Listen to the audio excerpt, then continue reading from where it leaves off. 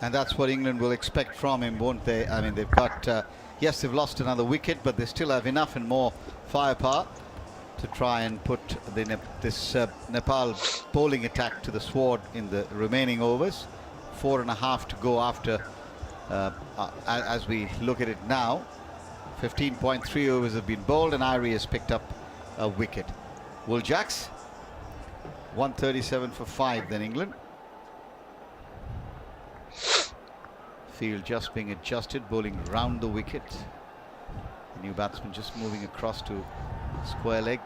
Takes a look around the 3 men on deep on the onside. There's just one fielder in the ring on the onside. Airee bowls wide of the crease, defended on the offside. This is good by Dipendra Airee, just keeping it tight. Yep, keeping it tight, varying his pace, bowling round the wicket, so trying to keep that line tight to Will Jacks, who likes to free his hands outside the off stump. Airee in again bowls, and this one's worked away nicely. They'll pick up a run, he'll get off the mark as well. And England move to 138 for 5. With 1 ball to come in the 16th. We saw 162 was more than enough. It was in the evening, mind you. And England's bowling depth and variety, I suspect, already will play a role. Nepal will have to really play out of their skins if they have to come anywhere close. Nicely played, but not for runs, straight to the fielder. Excellent over that. 3 runs and a wide and a wicket for Dipendra Airee, who's now bowled 3 overs, 2 for 23. Yeah, good stuff. It looks though they've just realigned after the drinks break and the dismissal of Jacob Bethel. There was a big huddle out there by Nepal just to realign and gather their thoughts before those final 5 or 6 overs, give themselves the opportunity to really make sure that they're all pulling in the right direction. Yeah, lots of options available. Lamichhane is starting his 4th and final over. Karan Casey has 2, Malla has 1, Airee has 1, and Nandan also has 2 overs, as there are enough options for the Nepal captain to try and marshal his bowling attack. Here's Lamichhane in to bowl, and he defeats the forward push that Jacks attempted through extra cover. Just a little bit of hint of turn there. Fired in quickly. Wily bowler, Lamichhane. 3 men in the ring on the offside, 1 at 45, and the 5 men deep on the boundary. 3 on the on, 2 on the off. Lamichhane bowls, and once again he beats him with a lovely ball. Nice loop turn, a bit of grip as well. Yeah, beautiful bowling. Drifting in towards off stump, forcing Jacks to play. We're trying to open the face through that offside, and then sharp turn and bounce beyond the outside edge. Really is nice bowling. You'd put good money on this one being a googly. Yes. That's the confidence of the camera pans and a close-up on Sandeep Lamichhane. It comes with experience, that bowls, and Jacks this time is getting bat on ball, but not for runs, as it's fielded just at backward point, coming off the inner circle. And this is 3 dot balls in a row. I'm sure Jack's looking now to play the big shot. Yeah, although the sensible person on his shoulder hopefully is telling him that Lamichhane is the dangerous bowler here. Lamichhane in again, tosses this one up, reverse sweep attempted, won't get a run as it's fielded. The fumble allowing the single to be taken, and that'll bring Brook on strike, looking for the reverse sweep, getting some bat on it. And the fumble means he gets another run. He's up to 2, 139 for 5. 2 balls of the 17th to come. Lamichhane is 1 for 25. 2 balls of his spell remain. And that's what England will be aiming for. To see off these 2 balls. There's a lose one, put it away. And then really go big in the last 3 overs. 139 for 5. Current run rate 8.34. Lamichhane to Brook. And Brook is easy. Won't get a run. Nepal supporters have maintained the tempo of their cheering and the drums and shouting and the flags away at the Pavilion stand, which is almost owned by them right now. 150 மேல போச்சுனா கஷ்டம். Lamichhane goes back to the top of his run. That's 8 or 10 paces. Couple of steps walking towards, and then bowls. Nice action. Eased away again by Harry Brook, giving him the respect he deserves. That's the end of a very good spell from Sandeep Lamichhane. 4 overs, 1 for 25 for him. And that now brings the last 18 balls of the innings. How many can England get? Well, do you know what? I like that from England. There's only been 1 run off that over.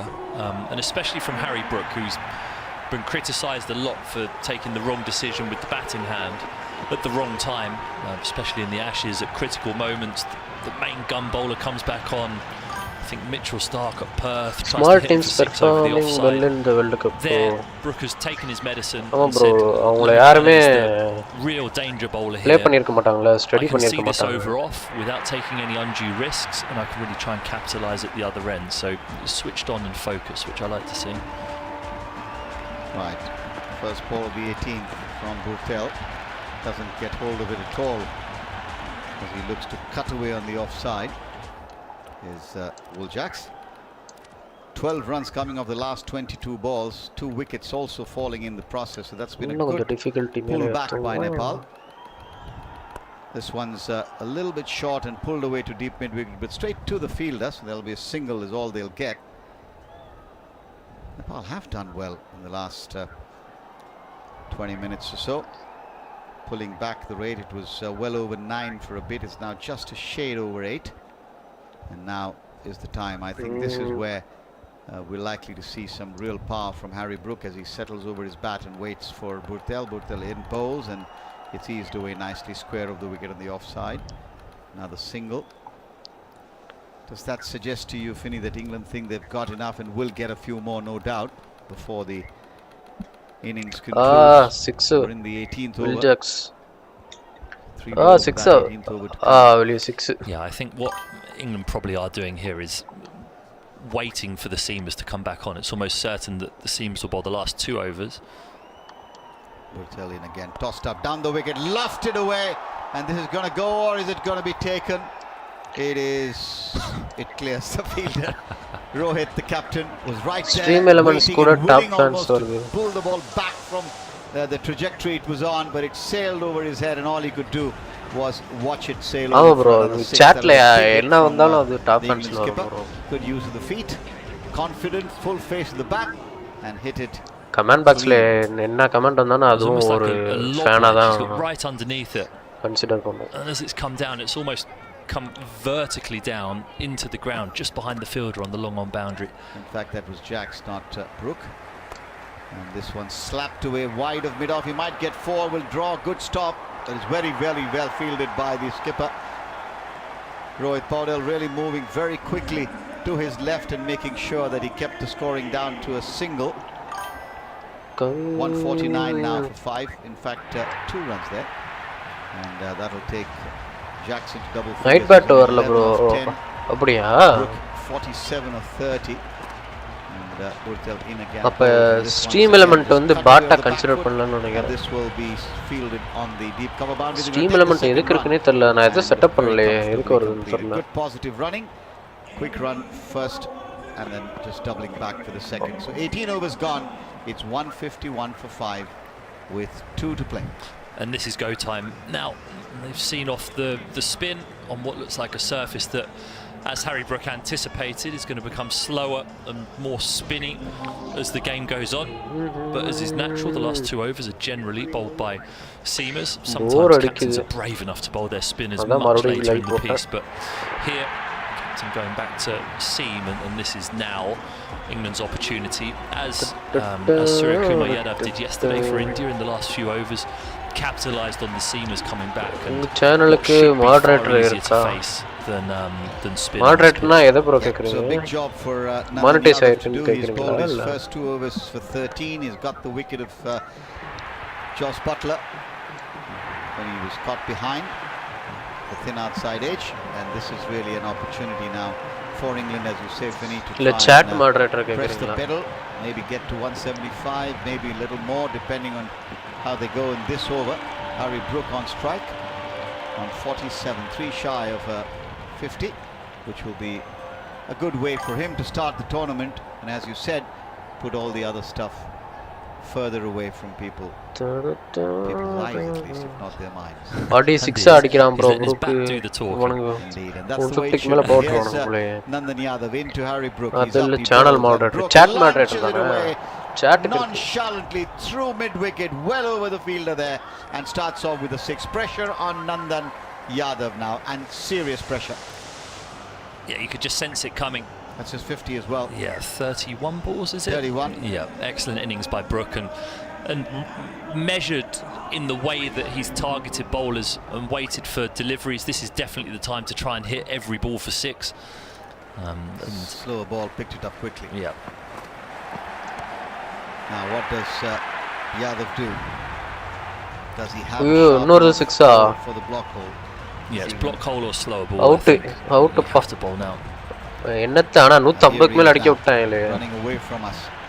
He's up past the umpire, balls to Brook, who goes back in his crease, and he's got the thick outside edge. This is going to take some catching. 2 fielders coming underneath it, and 1 does take it. So it's a good catch. That's the end of Harry Brooks' innings. 53 he's got of 32 balls. Looking for another big hit, as you would have expected him to do. And outside edge, the ball going miles up in the air, coming off the sweeper boundary. I think that's Dipendra Airee there. Wait for confirmation, but a good catch. In fact, it's Malla, Sher Malla doing the job and taking a good catch in the end. So 157 for 6. Yeah, the right option from Brook. Channel. Just a bit of misexecution. Slightly coming off it, trying to thrash it down the ground as opposed to time it for chat box the cover fielder who was running back towards the boundary and the deep cover may collide. They'd have channel been in each other's eye lines right at the very last second, but the cover fielder running back bailed out and allowed the deep cover to stand there and snaffle the catch, which was a good one around ankle height, running in from that deep cover boundary. And interestingly, tactically, by England here, Jofra Archer has been sent out ahead of Liam Dawson, who is a more recognised batter, but Archer clearly very capable of slapping 6s from the very first ball and enjoys doing so. Yes, indeed, and we saw that in the Ashes, didn't we? I mean, Archer played some really enterprising knocks through that campaign, and that catch that Malla took right in front of the big red and blue army of the Nepali fans, and they really had a good time cheering him. Here's Yadav now into Jofra Archer. He's in, he bowls, and Archer gets some bat to have blue color on their name. Good sense prevails, and Archer gets back into his crease. There was a non-existent single being attempted blue color on their for a while. Oh, okay. Now Jax goes down the wicket just to have a word, saying, let's try and get the ball a little further away before we run, mate. And 157 for 6. This is verified symbol mari kekrீங்களா இல்ல they've managed to just hold England back a little bit from what could have been a very big chat moderator தான் தெரியும். I do think it's chat ஒருத்தர் யாரா chat moderator போட்டா அவங்களால now as well though reply பண்ண முடியும். அந்த simple காமிக்கும், செட்டிங் சிம்பிள் காமிக்கும், மெசேஜ் ரீட் பண்ண முடியும் chatல. என்னோட லைவ்ல gets a full ball which is almost whipping. சேனலுக்கு இருக்குன்னு நினைக்கிறேன். அது போட்டா அவங்களால சேனல் லைவ் போட முடியும். Now Jax with 2 balls to come of the 19th. சேனலுக்கு இருக்கு. அத மாடரேட் ஆட் பண்ணிட்டா அவங்களால லைவ் கிரியேட் பண்ணிக்க முடியும். Standing the first ball 6 that Harry Brook hit, 158 for 6. The run rate just below 8.5 runs and over. Almost getting to the point where a 160, 170 seems like a par score based on the 3 innings we've seen so far. India got 162 yesterday in the evening. It's enough to win. Yadav to Jax, he bowls, and Jax flashes, gets a thin edge, and he'll run away for 4. Almost right behind the keeper. Very fine third. Field for the bowler. 162 now for 6. Yeah, justice for the bowlers. Right off the toe end of the bat from Will Jackson. Skids down past the wicketkeeper's right hand. Yeah, no chance. No one had any chance of stopping that. So what has been a decent over after that first ball that Brook hit for 6 has been wrecked somewhat by a fortuitous boundary from Will Jax, who stands across his stumps now and surveys the leg side, almost eyeing up that deep square leg boundary. Last ball of the 19th from Yadav to Jax, and he's hitting that with all the power he chat can muster. moderator da just a single. irukku bro, adu ellarkume irukku bro. though Jofra Archer இப்போ might channel be create unhappy பண்ணா that கூட he's not அவங்களால going to get a strike. 163 for 6, 1 over to come, 6 balls or 6 legal deliveries to come in the over, and now the umpire is now having a word with the skipper. Is there a time penalty coming? I don't know. We'll find out in a moment. I think they're okay. It says they've got 5 minutes remaining, so they're on fine. target. So Time on target. Yeah, absolutely fine. Coming up later tonight, Sri Lanka versus Ireland. So many bowlers bowling spin. அதெல்லாம் போட spin முடியாது. helps. Couple of night these, வேற ஏதாவது போடலாம். Nepal of spinners have been 3 or 4 COD இல்லனா steps so that's Fortnite. helped. ஐயோ late time. Last man out then. Harry Brook caught Sher Malla, bowled Nandan Yadav for 53. That's been the standout innings. Contributions, of course, from Buttler, who got 26, and Jacob Bethel really holding the early part of the innings together for his 50, 55 or 35. So those two, Bethel and Brook, really the driving force behind England's current total of 163 for 6, with 6 balls to come in this first innings of the opening encounter for England and Nepal in the ICC Men's T20 World Cup here in Mumbai. Karan Casey, whose 2 overs cost 14, விட்டான்டா now சாமி. going to bowl the final over of the innings. He's in, he bowls. Shot pulled away to mid-wicket, not with great conviction. They should be able to get 2. I think the fact that it wasn't timed that well ensured that எப்படி தவி பிடிக்கிறான் நல்ல வேளை பிடிக்கல. just as well that it didn't ricochet away, because there was no one backing up right here in front of us, and if that ball had sort of edged the stumps, there might have been extra runs, but it wasn't to be. Just as well from ஏய் எப்பறா புடிச்ச 6 குடுறா டேய் வாடப்பா எவ்வளவு speedo வந்துச்சு 8.61 நேரா கை போயிடுச்சு first game of the second day of the ICC Men's T20 இந்தியாக்கு debut ஆயிட்டான் ஐபிஎல்லே விளையாடாம இந்தியாக்கு எடுத்துட்டானுங்க after an early wobble chasing 180 odd against Afghanistan 6 Filter has been labeled as Karan in. அப்ப 170 போய்ட்டாங்க England. Jax has launched this one. This will go all the way. No stopping that. In the air, firmly hit wide of mid-off for 6. That's a terrific shot. 94 out ஆயிட்டான். Now 171 for 6 with 4 balls to come. ஏய் serious win பண்ணியாச்சு ஸ்வெண்டி series. எங்க நான் இருக்கேன். நான் தான் நடுவுல நிக்கிறேன். Towards the leg side in order to open up the off. And a beautiful swing of the bat right up over his left shoulder. Giving it the full welly up over a wide long off. So hard to bowl to when he's able to play that shot and hit it that far. Still head as he strikes the ball. ஐயோ இன்னொரு 6 So important, holding the shape as well. ஆஹா இன்னொரு 6 171 for 6 England, looking to power on now in what they can get out of the next 4 deliveries. There's Karan Casey bowls, creates some room and slices it backward point over the top. 6 more. This tour of India's now This is turning out to be almost the kind of over we saw in the India innings traveling last evening, where to Suryakumar Yadav took heavy toll, and Jax doing exactly that this time, creating some room by moving away to the leg side and slicing it over deep mid-wicket for 6. 177 for 6. It's a ridiculous shot, really. That shuffle outside leg again, it's an attempted Yorker, and the Yorker is not missed by that much, but as the ball's dipping towards the base of the stumps, Jax manages to get his hands underneath the ball, opens the face right off the middle of the bat, and it flies over deep backward point for 6. Quite ridiculous. Yeah, quite terrific shot when you're watching it, and that's silenced the Nepali supporters for a while. And a change in the field as well. Fielder going down towards deep mid-wicket. Where is Karan Casey going to bowl? This has turned out to be a very expensive over already. It's New Zealand tour of India is now already gone for 14. Yes, Casey bowls and pulled away this time, but 100 straight to the man at the deep mid-wicket boundary. They're going to run for the second. He slips, does Jack at the non-striker's end, and that puts paid to any plan of the second run. Now Jofra Archer 100 has his chance to launch. This could be Jofra Archer's dream, I reckon. Just an absolute free hit to try and smack one out the ground. He practices his batting loads, in particular clearing the ropes at this stage of the game. So exactly the reason why he'd have been promoted up against Liam Dawson, who's on the slippery pole down the order now. 178 for 6. Wicket எடுத்துட்டாங்க. At this stage of the batting order, it's always about that one spot up or down, isn't it? Yes. Casey No, into no, bowl to 170 Archer, and period Archer total. swings and misses. They want to run. In the He's ball missed it at the run, striker's end, but 180 Karan Casey doing the sensible thing, just running across, and as a result, with Archer not making his ground, England have lost another wicket. Archer's been run out without scoring. Yeah, he's fallen on his sword there, Jofra Archer, or maybe forced to fall on his sword by Will Jacks, who saw the ball go through to the wicket-keeper and just immediately ran. I'm not sure that Jofra Archer was that keen for it, and he gave up the ghost about halfway down the pitch after 10 or 11 yards and just allowed the bowler to whip the bails off as he ran back towards the sight screen. So Liam Dawson eventually does get his opportunity to come out and bat, although he will not face the ball. He's a specialist runner. One delivery to go over 20 overs. I think to look at the positive, getting Jacks back on strike. Well, getting Jacks back on strike Yes. is a good job done by Jofra Archer, and that will give him the opportunity of trying to hit another one of those monster sixes. This over has already gone, as I said, for 15 runs. There's been a wicket in the form of a run out in the last ball of England's innings. Can England get to 184 with a 6 of the last ball?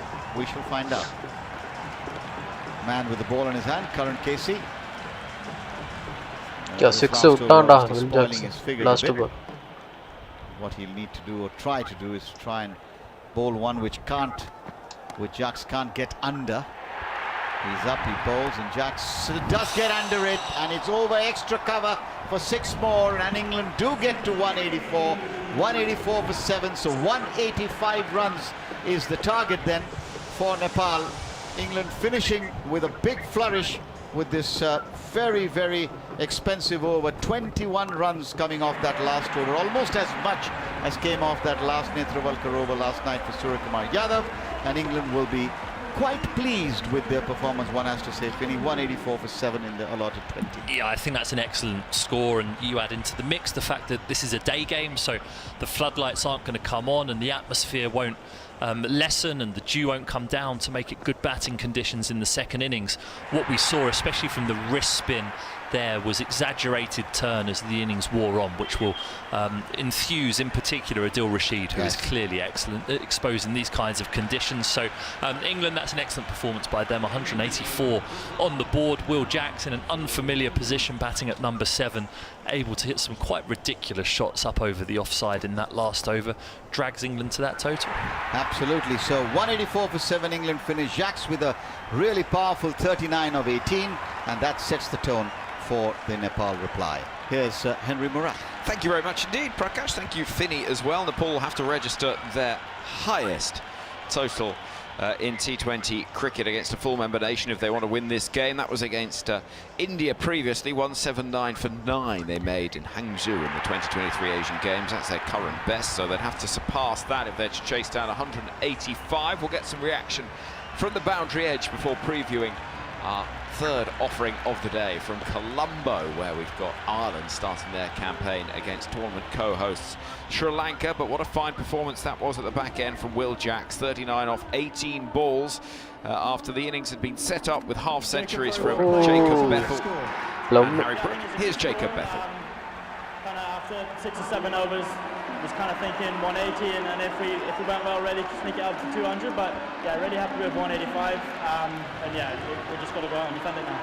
Harder to place spin or seam out there in the middle? I think it depends what kind of seam. I think the off-pace deliveries for everyone was pretty hard. So the tacky nature of the wicket probably looked to use a bit more off-pace for our seamers. But yeah, the spinners is where it definitely was a bit tougher, especially it looked like in that kind of middle period when we were trying to get on with it, it looked hard to come in and start. So we try and just take a few wickets from that. So based on all of that, what advice are you going to be passing on to your bowlers? The seamers would definitely be usually change of pace and then get the ball into the wicket, let the wicket do the work for you, and then the spinners would be keep the stumps. Our spinners are quite experienced, so keep the stumps in play and let this go and let the pitch do the work. Okay, well done. Good luck in the second half. Very much. Cheers. Thought so. Jacob Bethel, who scored an excellent 55 off 35, Harry Brook 53 off 32, England's top scores. So Nepal 185 needed from 20 overs if they are to beat England in the tournament opener. Right, after we finish here, we'll be heading to Sri Lanka. The home side are taking on Ireland. Let's join our commentary team in Colombo, led by Daniel Norcross. So I'm alongside Atif Nawaz as we prepare to head to the first game at the Premadasa Stadium. It's all been done up in anticipation of hosting many a game here in Sri Lanka, in Colombo. Really looking forward to this game. First time that the co-hosts are going to get out onto the park. And Atif, they come off the back of a pretty tricky 3-0 loss to England on their home soil. They're not used to losing bilateral ODI series and then T20 series at home. There's a bit of pressure on them at the minute. There is a bit of pressure on Sri Lanka right now. They seem a little bit out of sorts. There was that 3-0 loss that you mentioned. Their captains talked about the pitches. Dasun Shanaka has talked about the Sri Lankan pitches being too slow for T20 cricket as far as he's concerned. And also they don't boast a really good win-loss record at the Premadasa specifically. They've only won 8 games there and lost 24, which is not great for one of your marquee home stadiums. So this feels like an opportunity for Ireland to create what was likely to be the first upset of this World Cup. What do you think we're going to see with the pitches at the Premadasa? It was quite tricky to read the rooms when watching England's ODI series there. That's where they played the 50-over games. And they began as roads and they ended really, really awkwardly. Harry Brooks almost complaining actually about the standard of the pitches there. Or did it go the other way round? I think it actually started murky and then got easier. It did one way round or the other. Yeah. We don't know what kind of pitch to expect, do we? Yeah, well, he famously said like he didn't think it was a suitable pitch for international cricket and then scored 100 on it.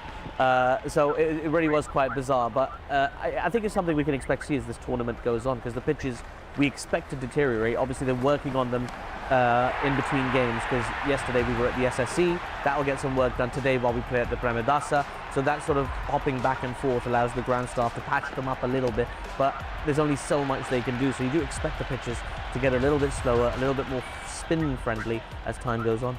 Some of their key players like Sri Lanka are really out of form, but they do also boast some typically Sri Lankan mystery bowlers, who are the likes of Patirana, for example, a kind of like latter-day Malinga. You've got Hasaranga.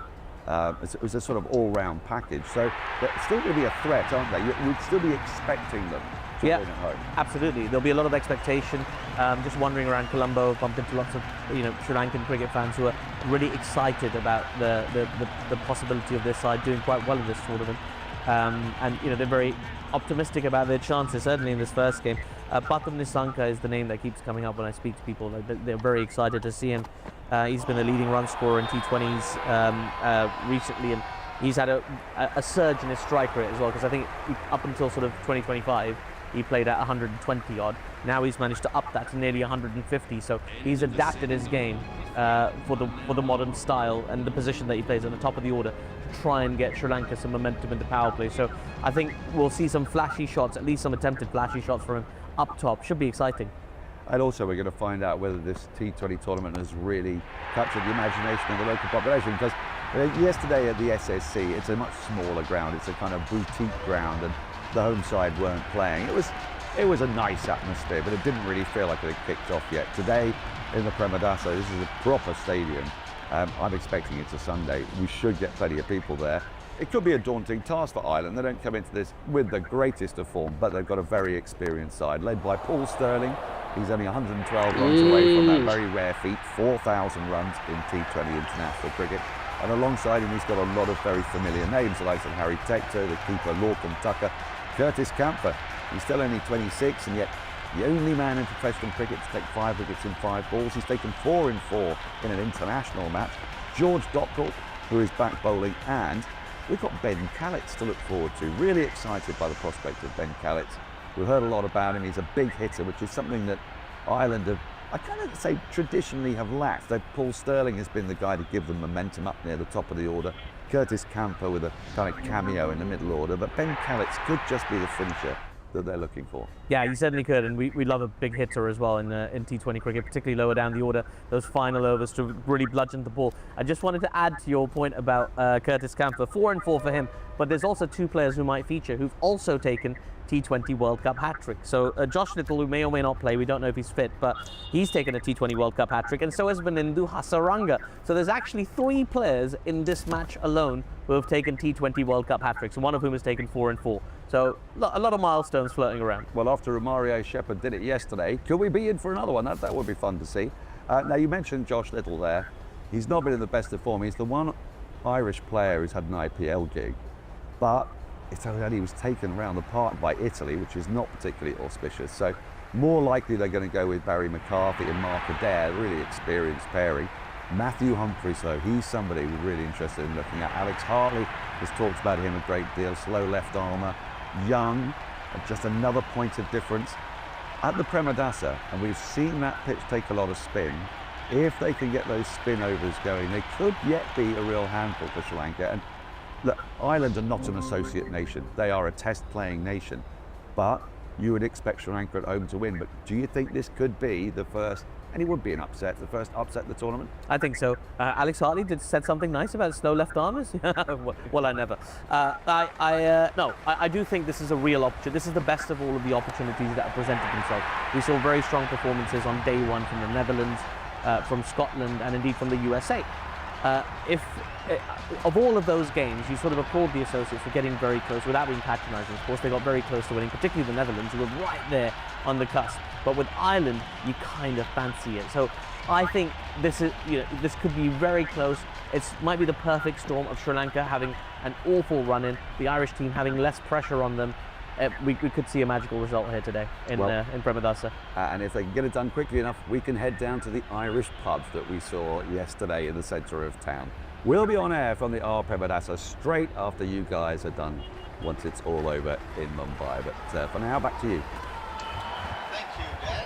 That was Daniel Norcross, along with his colleague there, Atif, talking about and looking forward to the game that will go to straight after the conclusion of this one here at the Wankhede in Mumbai. That'll be the Premadasa in Colombo, where that game is being played or will be played. Nepal coming out to bat and to try and get as close as possible, I dare say, to the 185 that they need to win this game. Unlikely, by all accounts, unless there is more than one miracle.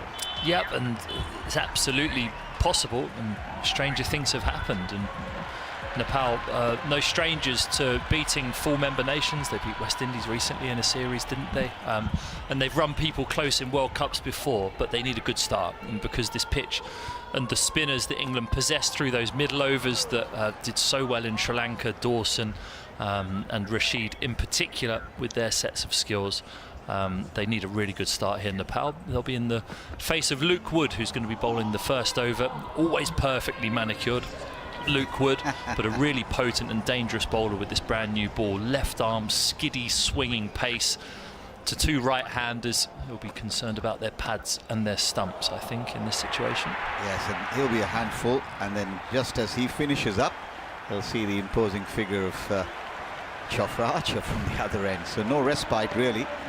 In that sense for the Nepal batters, indeed for no one that faces England, who've got a formidable bowling attack to go along with their batting strength, which was on partial display, I'd say.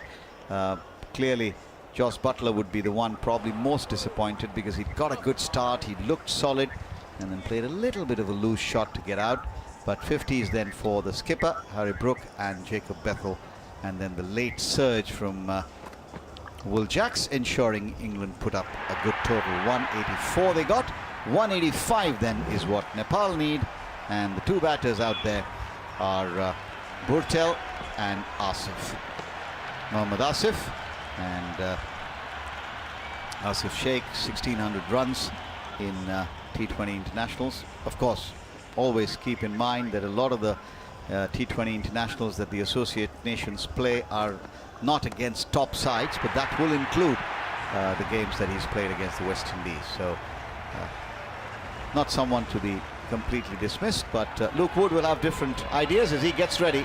Right on top of the advertising patch on the turf with a slip in place, a deep square third, backward point cover mid-off, mid-on, mid-wicket, deep square, and a man at 45. That's Jofra Archer, the easiest to spot. Standing on the edge of that circle, umpire just holding play up, I think, waiting for the right time. He's set now, and he's ready. Is Luke Wood going away from us, left arm over, and on strike is Burtel. He's in, he bowls, and Burtel's beaten by the movement, exactly as you said, Finney, just going across the right-hander. Looking to hit that back down the ground, and Luke Wood looking to swing the ball in. and it swings slightly, but then nips off the seam and wobbles around to Jos Buttler behind the stumps, who doesn't catch it. He's got the cymbals on today, Buttler, for the first delivery, puts it down, he punches it. We'll be hoping that's the only time that happens. Yes, he's certainly not want to let that happen again. Here's Luke Wood, brisk run up to the wicket, a lot of energy, bowled and driven. Gets the inside part of the bat, shot mid-wicket, where it's fielded quite comfortably, and there is no possibility of getting off the mark there. Yeah, I really like Wood's inclusion. I think it would have been safe and easy to try and pack the depth of the batting and have Jamie Overton in there as an all-rounder who can do a bit of everything. But Luke Wood is a specialist opening bowler. I think that's a gap in the skill set that that England had played in that Sri Lanka series. So it's good to see him get a go here. Here he is again.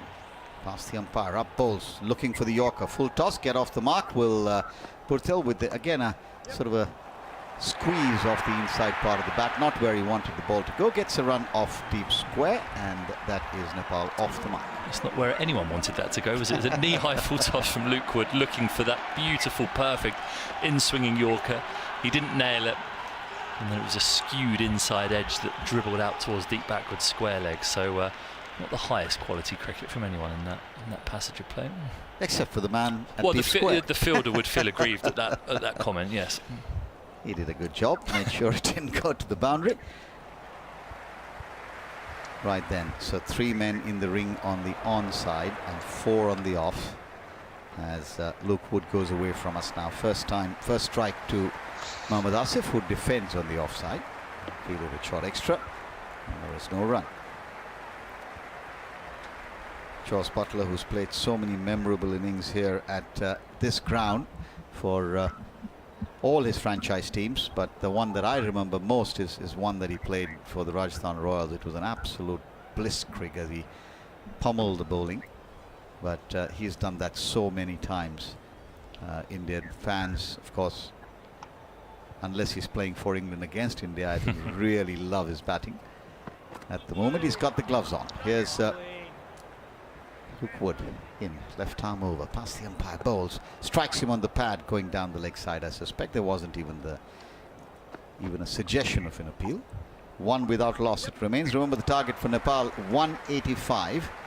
The large amount of Nepal supporters that we've been telling you about here at the Wankhede Stadium, at the moment just silent, quietly watching, anticipating, hoping, possibly praying as well that their side, if not get over the line, which is very unlikely, at least put up a really creditable fight, and that is what would be the first expectation.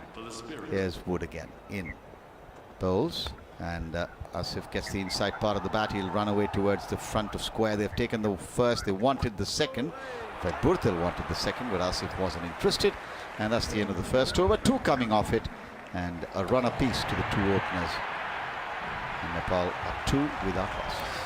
Yeah, both teams just trading jabs at the moment, aren't they? Just staying at arm's length, jabbing each other, seeing what each team is going to try and do in this situation. And the exciting sight of seeing Jofra Archer take his cap off and hand it to the umpire is something that, as a former fast bowler, is something that I really enjoy watching and seeing. Good to see him back from injury, back in an England shirt after his test matches in Australia, and has an opportunity to affect another World Cup, as he so famously did in 2019. Indeed he did, didn't he? And it's just, I mean, for the game, characters like Jofra Archer just bring so much to the game. How he's able to generate that pace, the way he runs in, it looks like he's almost strolling or jogging, and then his wrist snap, and then how he gets that ball flying at the pace of not series. First ball, and just a little bit off in terms of direction, clipped off his toes by the batter for a single. But again, just the smoothness, it's like a well-oiled machine. It's almost symphony as he runs into bowl. Yeah, and you say it doesn't look like he's running in, but trust me, if we were to try and keep up with him, we'd be travelling significantly quicker than we'd be able to manage. Yeah, he kind of looks like it's languid. Well, it is effortless, but it's so languid, but he is travelling by the time he gets to the crease. Here he is again. In, he bowls, driven just past her.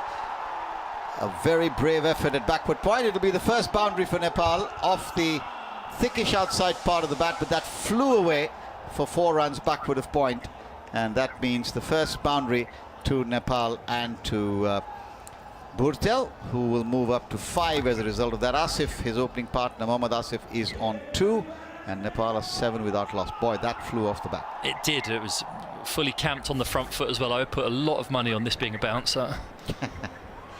Here's Archer in. It isn't, and beautifully played. This is a superb shot by Bhurtel. Slightly overpitched from Archer, and just waiting on a fraction, opening the face of the bat, and that brings the Nepal crowd to their feet. 11 without loss. That was a lovely shot, in complete control this time. The one before was a bit more of a flay up over that offside. This one was perfectly balanced, just a punch with an open face. The gap between cover and backward point there, that neither of those fielders moved. That was hit so firmly off the middle of the bat. Now, this one has to be a bouncer, Prakash. Come on. It probably will be. There's Archer, past umpire Tucker bowls, and he's got the outside edges. No, he hasn't. He flashed it, it didn't move his feet, just sort of hung his bat out, hoping to get something on it. Probably fortuitous that it didn't, because the slip and the keeper both were in absolute readiness to gobble up anything that came their way. It remains 11 without loss in the second over. 2 boundaries coming off Jofra Archer's first over. That was a good length, that last ball. Back of a length, so the batter not able to just step towards the ball and push his hands through it, which, if it hits the middle of the bat at 90 miles an hour, it will fly away. That length far more dangerous for taking wickets. A short man. Bhurtel waits for Archer. Archer bowls, and he's another flaying, gorgeous looking drive through the covers by Bhurtel. Boy, these 3 strokes, the last 2 in particular, have been absolutely magnificent, as good as any we've seen in England's innings. 15 without loss. Yeah, nice timing, really nice timing. Just outside off stump, over pitched again by Archer. When I say just outside off stump, it's probably about a millimetre outside off, but the batter is batting outside leg stump in order to try and open up that offside. Wants to drag his length back a bit here, Jofra Archer, or maybe a slower ball. Get the batter's hands going at the ball. Where's the bouncer, Finney? Where's the bouncer? Should have been bowled. There he is again, bowls. And this time he won't get a boundary. He'll get a single down towards square third. Adil Rashid completes the fielding. But that's a very good over from a Nepal perspective. 3 boundaries and 2 singles. So 14 runs coming off that, and Nepal have moved up to 16 without loss. Well, nice start with Jofra Archer's first over, going for 14, and the timing there was noticeable, wasn't it? Just a lean on the front foot, a punch through the line of the ball. No extravagant big swings of the bat outside off stump, just allowing the ball to hit the middle of the bat and placing it between the fielders on the offside. Lovely batting.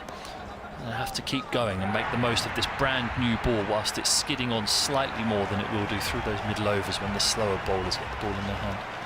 Indeed, that will be the case, and that's what they'll be thinking. Here's Luke Wood, will have different ideas. He'll want to try and break through here. He's in to bowl to Bhurtel, and this time he's played it away on the onside, fine towards the fine leg boundary for 4, just drifting onto the pads, and he gets enough on it, does Bhurtel. He's on a bit of a roll now. He's 18 of 9, 4th boundary for him, and that's really brought the Nepali fans to their feet. The flags are waving, and a sea of red and blue across the stadium cheers their opener on.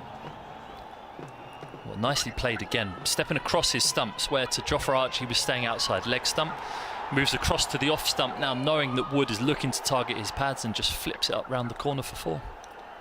There's Luke Wood again in bowls. This time he flashes outside the off stump. It's well away from him. Doesn't make any contact. It stays 20 without loss. And the camera pans onto those Nepali fans, several of them wearing the Nepali cap, the famous Nepali cap, which has got a history and story of its own in terms of the way it's tailored and the way it's meant to be worn. It actually depicts the Kathmandu Valley with the ring of the Himalayas around it, and just tilting away to one side. It's a beautiful piece of headgear. As here's Luke Wood in bowls, and this one's been lofted away over the mid-wicket area. Will the fielder get there? No.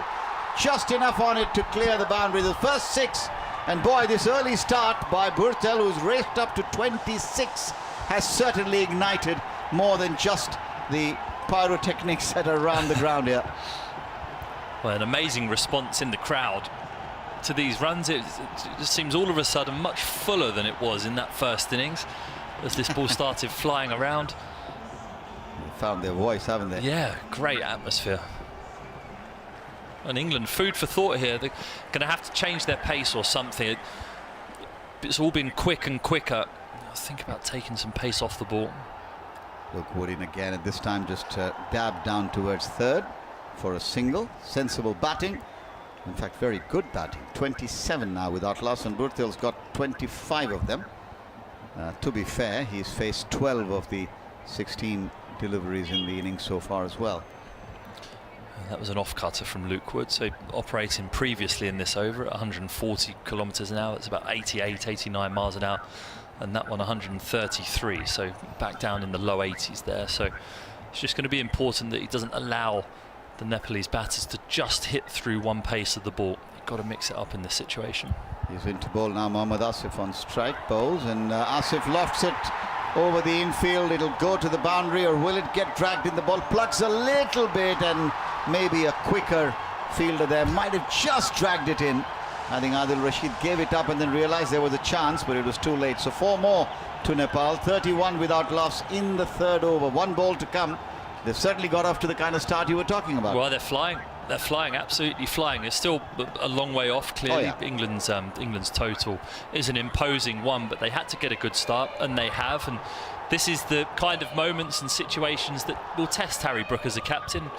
He's taken time out the game by just standing with his bowler at the end of his mark, making sure he's clear and calm. The field is changing. Deep third is coming up inside the circle, and deep mid-wicket, who is Tom Banton, is going out. I wonder how much Harry Brook's considering bowling Liam Dawson. The next over here, the left-arm spinner. Yes, Luke Wood with the last ball of the over bowls and opening batsman sensibly by bowling end of another over. 3 overs gone, 31 without loss Nepal. In response, chasing 185. And I think we all know, don't we, Finney, that when the spinners come on, especially Adil Rashid and of course Liam Dawson, there will be a much more difficult task as far as the Nepal batters are concerned. But for the moment, they are certainly putting on a bit of a show. Absolutely, but really nice timing.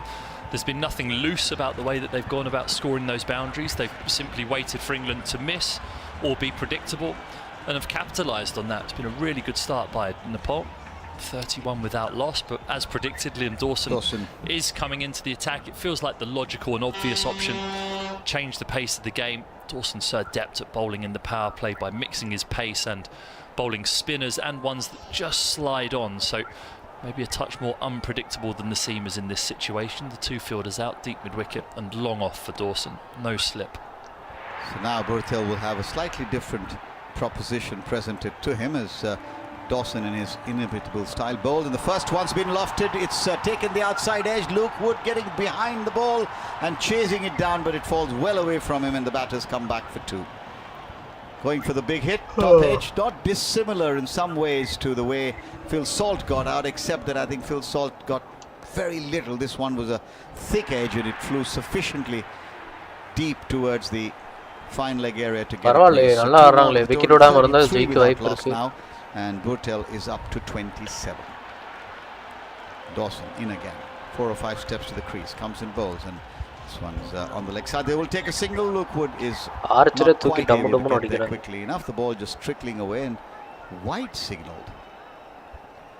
I think that was a slider from Dawson, just slid on with his arm down the leg side.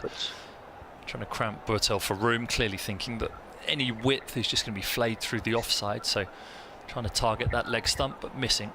That brings Mohammad Asif on first strike now to Dawson.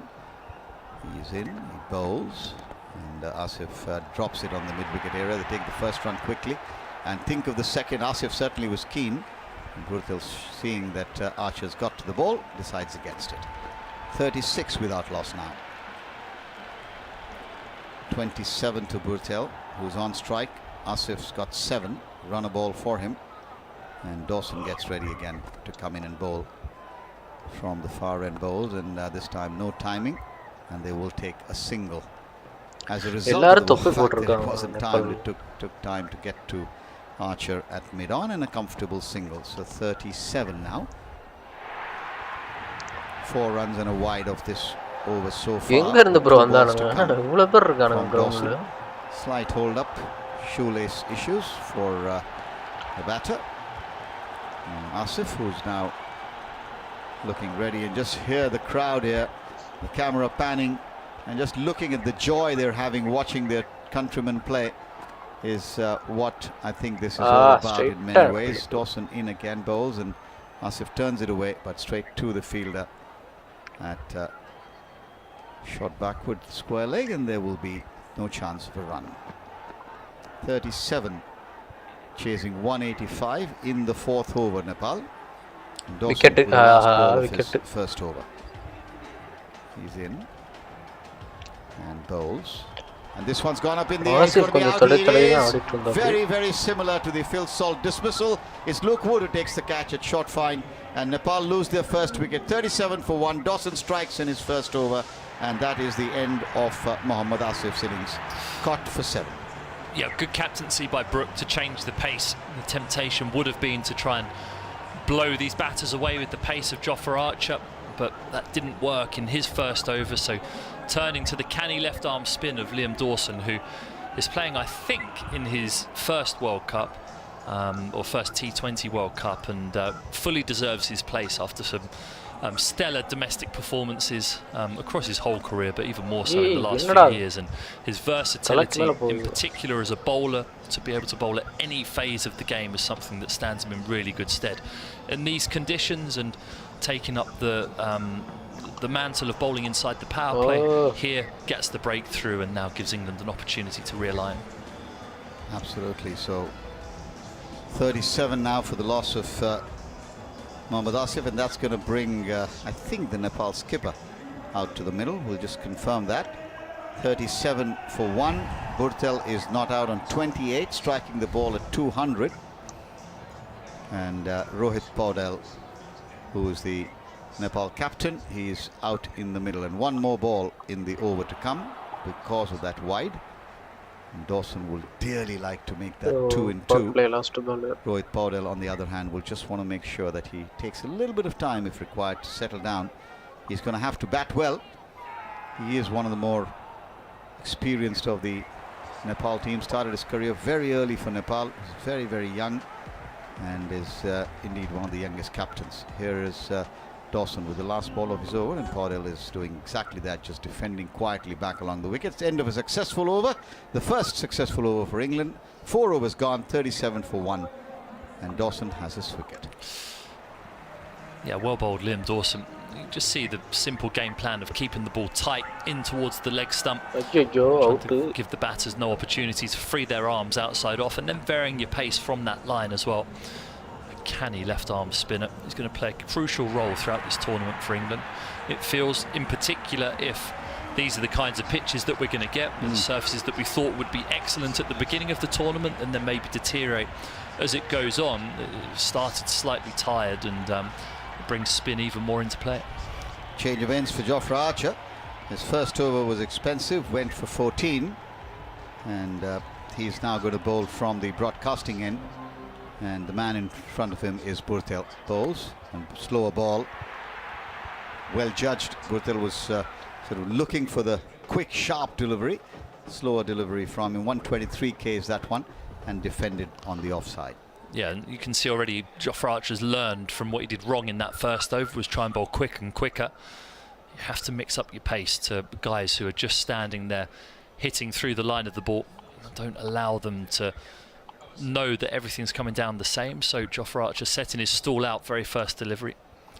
In again, Archer bowls, and this one's back of a length. It's stabbed down towards backward point, and they'll get 1 as Luke Wood, diving away, makes an acrobatic save. 1 more to the total. 38 for 1, and Burtel's up to 29. Another slower ball, and it gets the dangerous Burtel off strike and allows you as a bowler to just bowl at the new batter. Things just feel a lot calmer when you've got a new batter out there who's only faced 1 delivery facing up to you. Yep, skipper, the Nepal captain, on strike with the 2 men in the deep at square on the offside and square on the on. Nicely pushed away on the offside, timing it quite well, but straight to Jacks, I think it is, who does the fielding. There is no run. 38 for 1 in the 5th. Having got off to a bit of a flyer, Nepal. That Dawson over and the wicket, just pegging things back. Order restored, you'd say, and England now looking to try and find a way to break through and keep Nepal under pressure. It will be a test for Nepal's batters against this very formidable bowling attack that England have. Here's Archer in again, bowls full down the leg side. White signalled. Be a little disappointed, Rohit Paudel, I think, to have missed out there. Just needed to get a little bit of bat on it, because Adil Rashid, who is at short fine, is just, I think, sufficiently wide for that ball to have been tickled away. Didn't happen. Score remains 39 for 1. Again, not really going full out for pace, as you said, Finney. He's 127 Ks that last ball. There's Archer again in. Bowls and driven, but straight on the bounce to short extra. Jacks does the fielding. There is no run.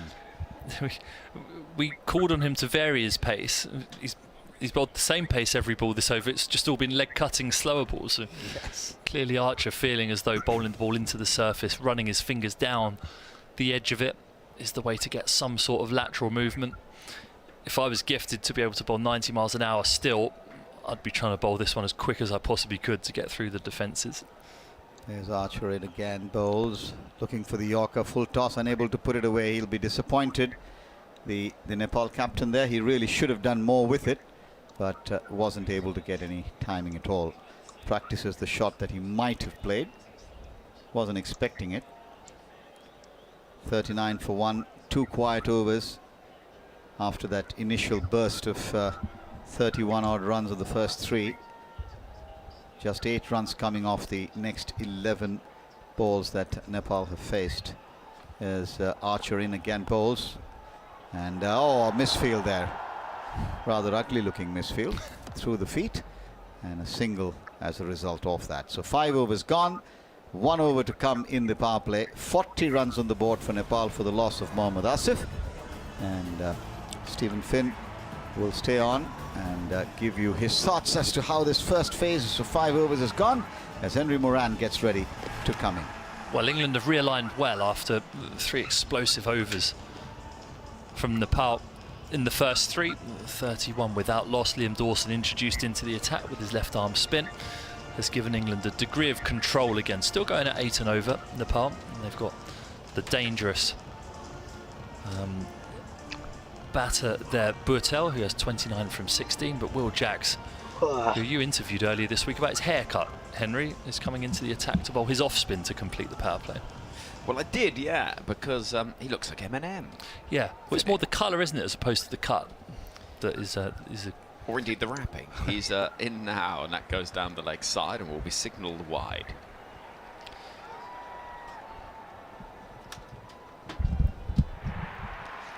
Here comes Jacks again. Round the wicket to bowl to the right-handed Paudel, who is slapping the ball towards the fielder at mid-on, and some good backing up prevents anything more than just a single being taken. Throw came in from Bethel.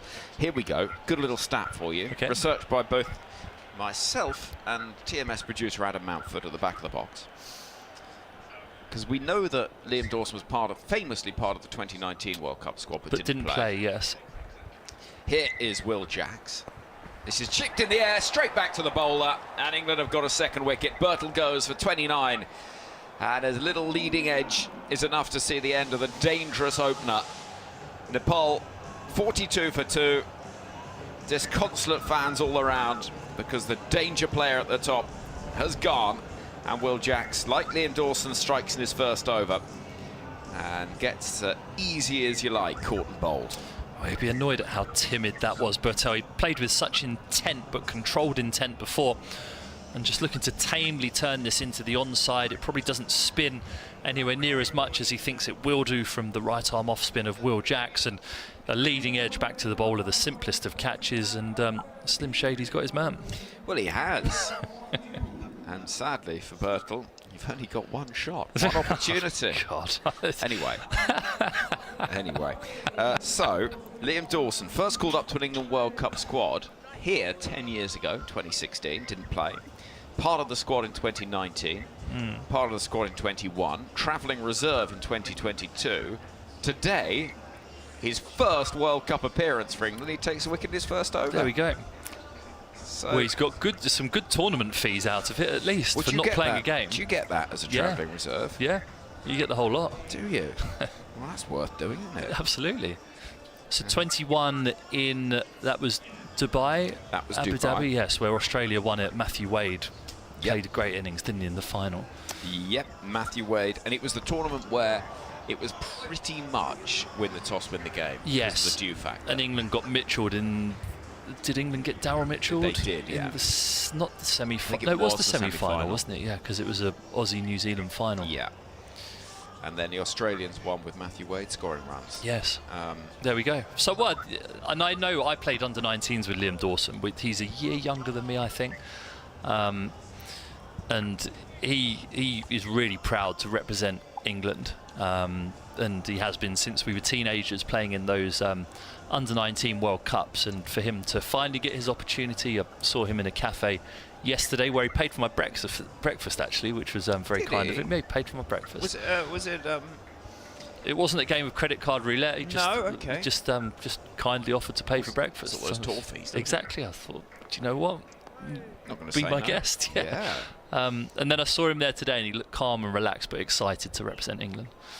Will Jacks, who bowled a rather infamous over at the start of the game against Australia, when he was Travis-headed at Barbados. That's where the solar panels on the roofs. I know. I hope they had insurance for those solar panels. Well, I know the green credentials of Kensington Oval took rather a hit that day, didn't they? They had to go back to the grid. 42 for 2. Early on in the 6th over, the target 185 for Nepal to spring what would be a massive surprise. The floodlights somewhat unnecessarily on as we welcome Airee to the middle. Dipendra Singh Airee, who is famous for having scored the fastest 50 in T20 international cricket. 9 balls. 9 balls. It's absolutely outrageous. He's a very capable hitter. He bowled well as well today. Here comes Will Jacks.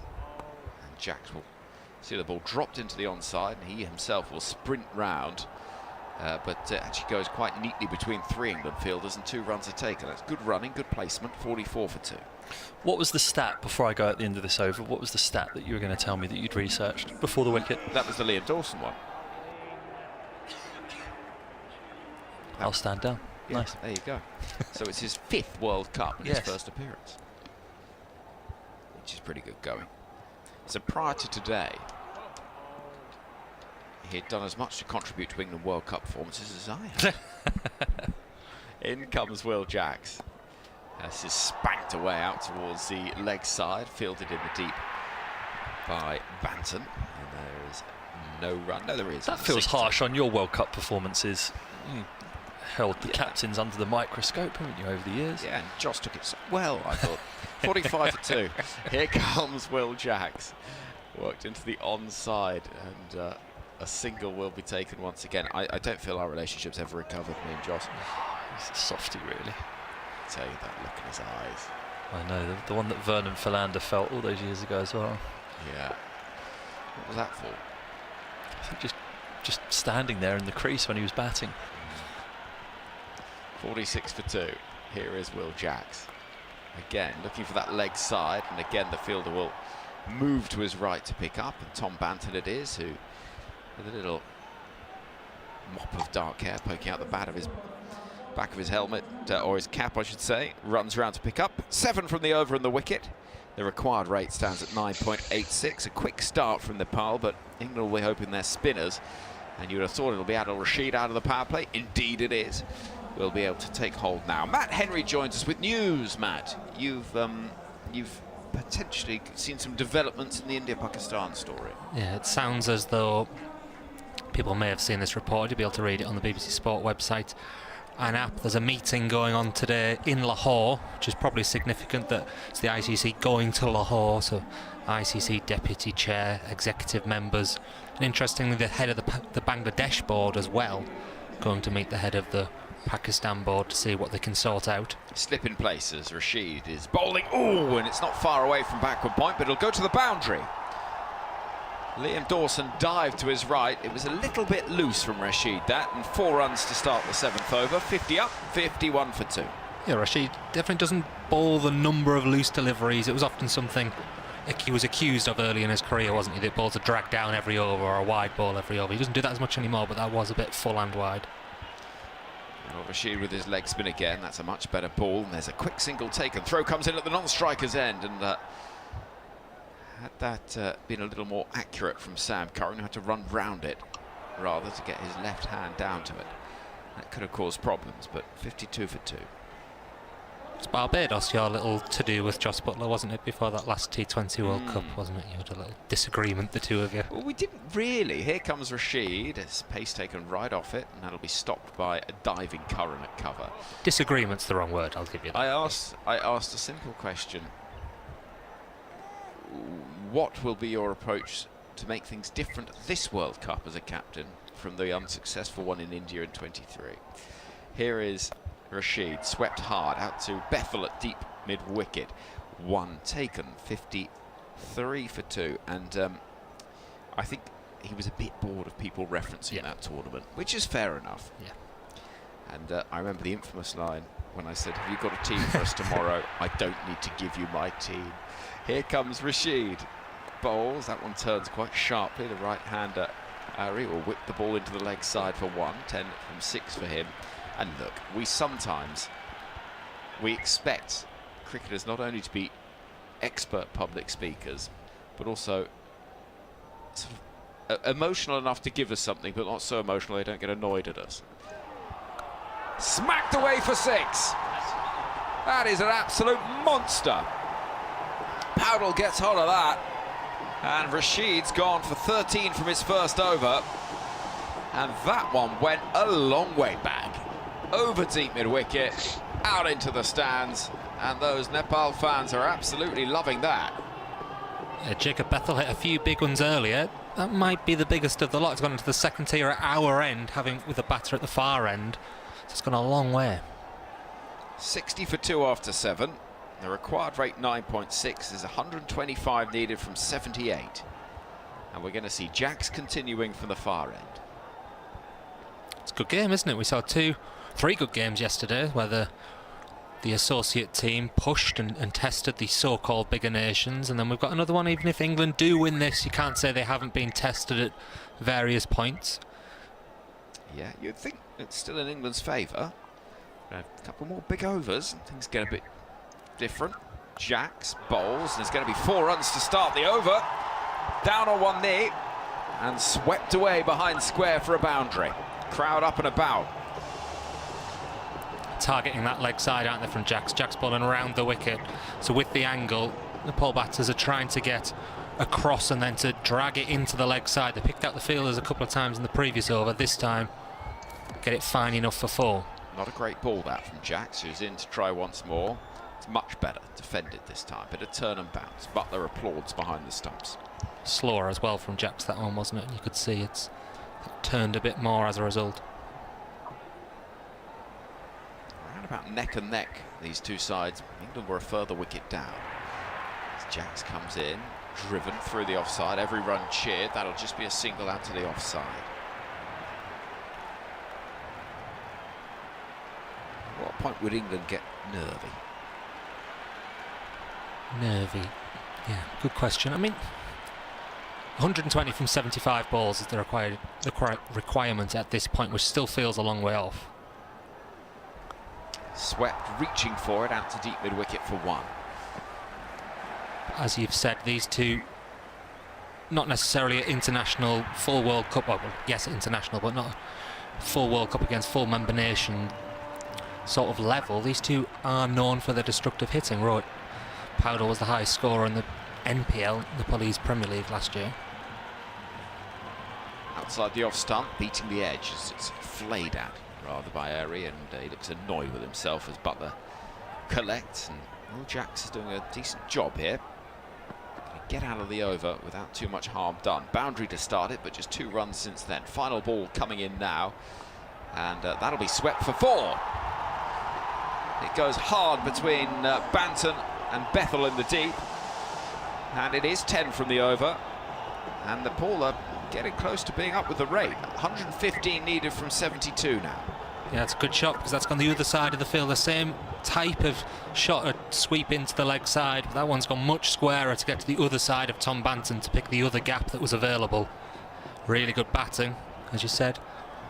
It's just keeping that required rate under 10, keeping it within touching distance. 10 is always as testing, but it's definitely manageable in the modern day in T20s. Liam Dawson coming back on, Harry Brook hoping for a bit of control and a wicket.